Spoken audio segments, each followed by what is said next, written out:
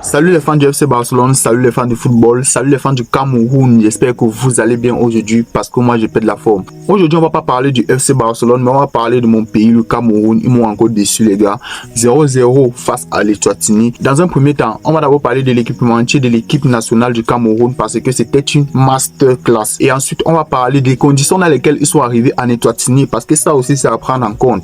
Ils sont pas arrivés dans de très bonnes conditions. Ils sont arrivés, ils sont laissés près de 4 heures à la gare. C'est du n'importe quoi. Et on va aussi parler du contenu du match proposé par ces derniers. Donc, c'est que tu es nouveau sur la chaîne et ce que tu es Camerounais, Ivoirien, Sénégalais, n'hésite surtout pas de t'abonner et d'activer la cloche de notification. Je vais mettre quelques échantillons du maillot quelque part ici en haut. C'était une masterclass, les gars. Les détails sur le maillot, les motifs, les différentes régions du Cameroun représentées, le lion représenté sur le maillot vert, sur le maillot rouge et le monument de la réunification représenté sur le maillot blanc, les gars, avec les petites griffes qui sortent des côtés comme ça là.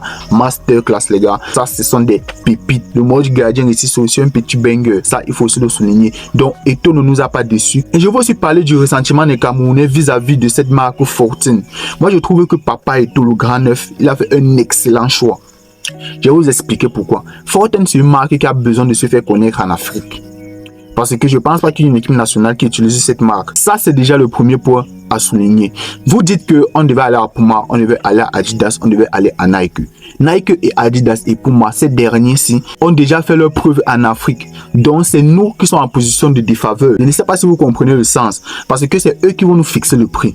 C'est vrai que nous sommes une grande nation de football. Et le fait qu'on porte ces maillots-là ici au Cameroun, ça va ramener encore une plus grande popularité du côté que ce soit Nike, que ce soit Puma, que ce soit Adidas. Mais en termes de contrat, est-ce que nous, on va sortir vainqueur? Ça, c'est le vrai problème ici. Et moi, je trouve que prendre une marque qui est encore moins connue du grand public, ça permet à ce que cette marque-là se fasse connaître et en plus à travers une grande sélection comme le Cameroun. Moi, je trouve ça nickel. Donc, c'est nous maintenant qui sommes en position de force. C'est nous, on va poser nos conditions. Vous voyez un peu. Et eux, ils vont faire de tout leur possible pour nous satisfaire. Parce que c'est leur premier en Afrique. Ils ne doivent pas nous décevoir. Donc, sur nos maillots, ils ne vont pas faire du n'importe quoi. Ils vont s'appliquer à 100%. Et vous avez vu le banger qu'ils nous ont sorti. Donc, c'est pour vous dire que Eto'o a raison. Je ne sais pas ce que vous voulez discuter là. Et même avec la gestion de la FECAFOOT aussi, je ne sais pas pourquoi ils ont écarté Eto'o. Parce que là, je vais y faire le parallèle. Eto'o a fait du excellent travail avec Fortin. Et je suis sûr que les termes du contrat vont être à notre avantage, les gars. Et la vision. Je ne sais pas pourquoi vous contemplez toutes des marques, Nike, Adidas et tout. Tout ça, c'est bien beau, c'est vrai. Mais pour moi, Fortin avait tellement approuvé en Afrique. Tellement à démontrer aux Camerounais que nous sommes une petite marque, que nous ont produit des excellents maillots avec de très bonnes qualités. Reste à savoir maintenant les prix. Les gars de Mokolo, les gars de Ndokochi, ils sont déjà au laboratoire, les gars, donc calmez-vous. Il y aura pour vous, pour 5000 qui va sortir. Et je pense même peu...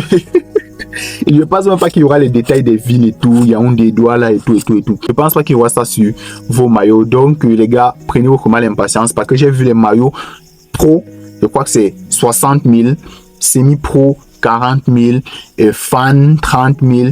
Mais bon, il y a ceux maintenant du Cameroun. Il y a une grande entreprise qui fabrique ou qui importe les maillots du Cameroun ici. LMB Cameroun, je pense. Si vous voulez, vous allez sur Twitter, vous allez taper ça. LMB Cameroun ou LMB Maillot Cameroun. Vous allez tomber sur leur page. Là-bas, les prix sont fixés au premier. Le plus petit, c'est 15 000, 30 000, 40 000. Donc, cela va dépendre de votre budget. Mais moi, je connais mes frères camerounais. Eux, ils auront sorti pour eux.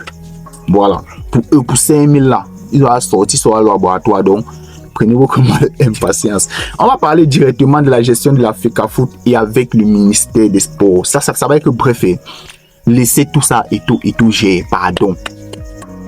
Laissez tout ça et tout gérer. Parce que la manière qu'ils sont arrivés d'abord en Afrique du Sud, parce que l'Eswatini c'est un petit pays en Afrique du Sud, entre en Afrique du Sud, un truc du genre. Ils sont arrivés d'abord dans des très mauvaises conditions. Regardez les photos. Ça, ce sont des joueurs qui vont jouer en soirée. Ils sont arrivés à 4 h le matin. Ils sont assis comme ça partout à l'aéroport. Où est l'organisation? Parce que quand un match est prévu comme ça, là, disons qu'on va jouer aujourd'hui. Aujourd'hui, nous sommes qu'en vendredi. Parce que c'est vendredi que fait la vidéo. Déjà 2 jours en avance, ils doivent déjà être en Eswatini pour pouvoir non seulement bien manger, bien dormir, parce que c'est très important pour un footballeur, mais aussi s'entraîner, mettre une tactique en place pour pouvoir affronter le match. Tout cela va être fait en combien de temps? En 8 heures de temps, de 4 heures de temps à 17 heures. Regardez-vous mais l'intervalle de temps qu'ils ont pour se reposer, pour se préparer. D'un côté, il faut comprendre les joueurs. C'est pour ça qu'ils n'ont pas pondu un bon rendement sur le terrain. Il faut se les dire. Il faut se les dire, les gars. Donc là, ce n'est même pas trop blâmé. Le seul côté où on peut en vouloir aux joueurs, c'est parce que c'était les Eswatini en face. C'était pas la Côte d'Ivoire, c'était pas le Maroc en face, c'était pas le Sénégal où on dit que bon, c'était une grande équipe de football en face. C'était les Eswatini en face.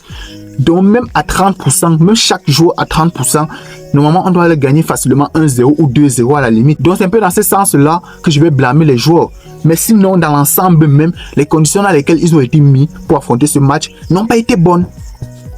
Et tout ça, c'est le ministère des Sports, les gars. Moi, je vais tirer sur une personne, sur le ministère des Sports. Laissez tout ce qui est infrastructure, organisation et tout. Laissez ça et tout. Niveau joueur, le coach et le staff technique vont gérer. Mais tout ce qui est logement, préparation physique et tout, laissez ça à l'équipe de Samuel et tout. Avec la FECAFOOT, on n'a jamais eu ce genre de problème, mon frère.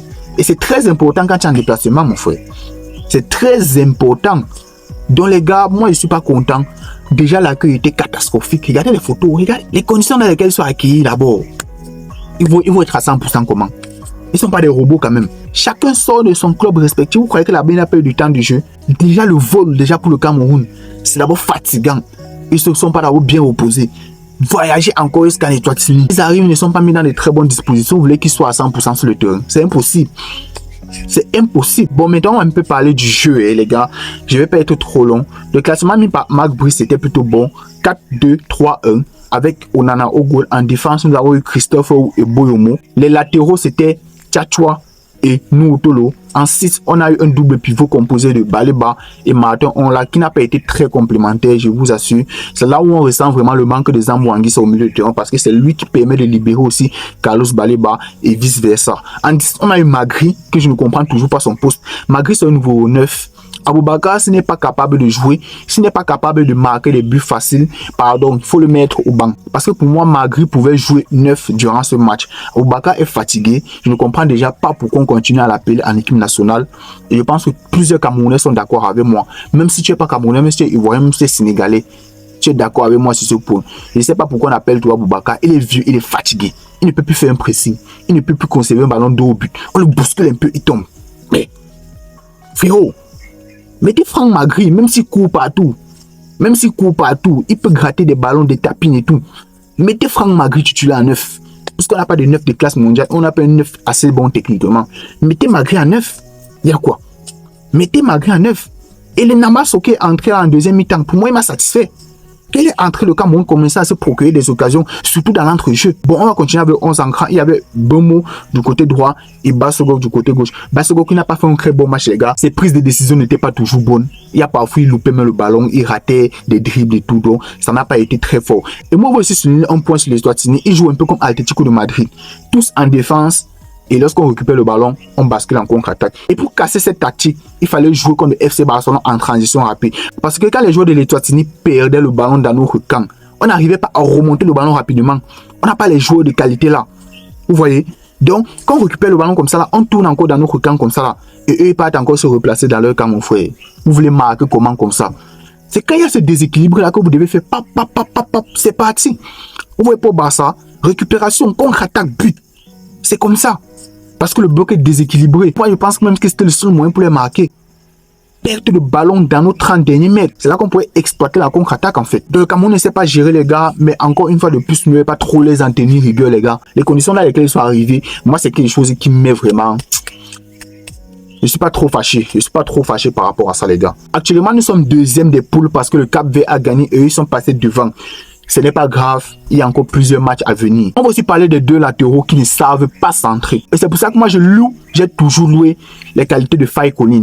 Faye Collins, c'est grâce à lui si on arrive en quelque sorte en demi-finale de la CAN 2021 organisée au Cameroun. Parce que les centres qui nous lâchaient sur la tête d'Aboubakar et Toko Ekambi, c'était des galettes. Et au jour d'aujourd'hui, force de constater que en équipe nationale, il n'y a pas de bons centreurs. Tchatchoua, il était allé à la pause, mais c'était le néant. Défensivement, c'est costaud. Mais offensivement aussi, il faut apporter quelque chose. Noutolo de son côté, pareil. Un centre grand frère. Même un centre que tu n'arrives pas à dresser, un centre potable. Disons que tu as fait un centre et l'équipe adverse a peut-être renvoyé. Même ça. Un centre dans la zone, un centre dans la surface qui peut être abordable pour Aboubakar Vincent, même pas. Aïe. Parce que quand Bomo ou Bassogok, les deux ailiers, ont le ballon, normalement, Noutolo et Tchatchoua doivent plonger derrière eux. Comme ça, Bassogok et Bomo, ils ont fixé les deux défenseurs. Tu plonges derrière Bassogok et tu plonges derrière Brian Bomo. Qu'est-ce que ça fait? Le défenseur est déjà fixé. Donc, il ne peut plus vraiment rattraper le joueur qui est parti en profondeur. Et je ne sais pas pourquoi ces dédoublements-là, ils n'ont pas essayé ça. Parce que même au Barça, Lamine Yamal et Jules Koundé le font. Les deux le font. Quand Lamine Yamal a le ballon, peut-être qu'il veut fixer. Il laisse Koundé passer derrière et il glisse un ballon à Koundé. Koundé est maintenant seul et il peut tenter un centre. Je ne sais pas si vous voyez ce qu'il veut dire, ou peut-être je parle mal, ou peut-être je prononce mal les mots. Ça, ce sont des trucs qu'il fallait travailler. Vous voyez, à la pause, Marc Brice devait vous dire de redoubler ça. Apprenez à faire des centres potables parce que là, c'était même plus possible.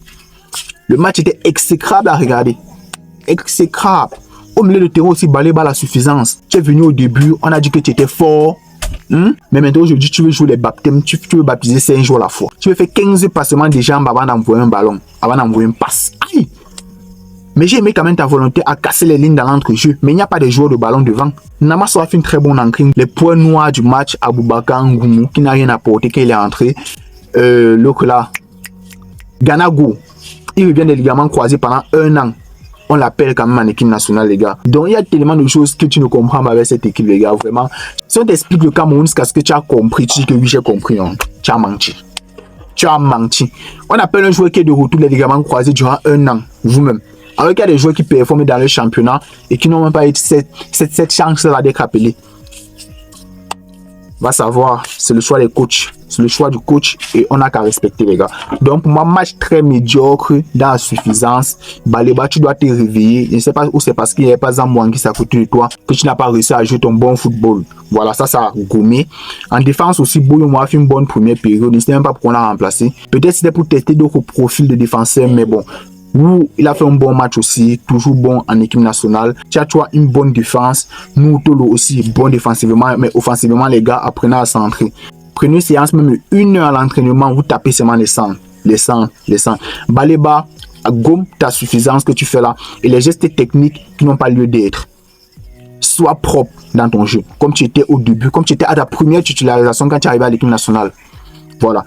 Ongla qui a fait un bon match, rien à redire. En numéro 10, Mauvais Wanamaso. Il m'a convaincu du peu de temps qu'il a été sur le terrain. En attaque, enlevez-moi Boubacar Vincent, mettez Magri. C'est tout. Et des deux côtés, on laisse Bassogok, on laisse Brian Boumou. Voilà. Voilà. 0-0. On attend le match de mardi face à la Libye.